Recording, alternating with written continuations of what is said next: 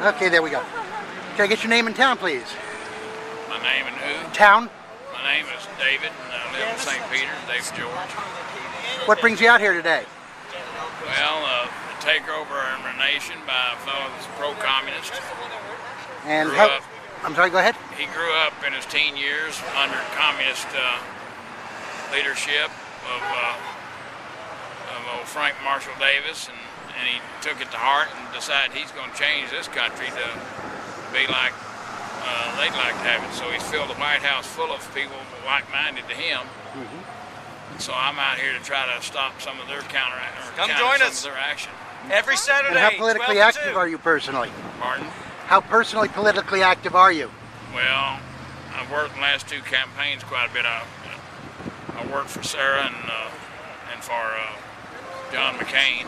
And I'm not sure that we missed the boat there either, but I do definitely think that we're worse off because I knew John McCain wouldn't swing communist. Okay. I've been anti-communist since I can remember back in the 60s.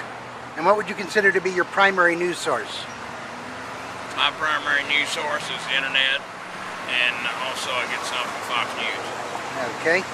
How informed are you on the health care bill? Quite informed, I think. I think it's way too expensive, and I think it still won't cover everyone. And when I went to a town hall meeting down at Claire McCaskill, I presented a question, and she answered the question of, my question was, if the illegal aliens were covered under this plan and they decide to return to their mother country with the plan, with the coverage go with them, and she sort of laughed it off, and she said that they was not going to be covered. But I've heard elsewhere that in the House that bill does have coverage in there for everybody, illegals and not. Okay. Given the government's record of running things with public education, VA hospitals, cash for clunkers, how would you expect them to perform on running healthcare? Well, from what I can say about the VA, and that is just the local VA here in St. Louis, I've been well pleased with their service. I do realize they have some shortfalls in some of their hospitals and what have you, but I think they're ahead of the game on a lot of other hospitals as far as going computerized. And what was your other question? Oh, how would you think that the government would perform under... Well, I think they're going to favor their buddies and what have you, and just like they've done with the transit systems all around the nation. And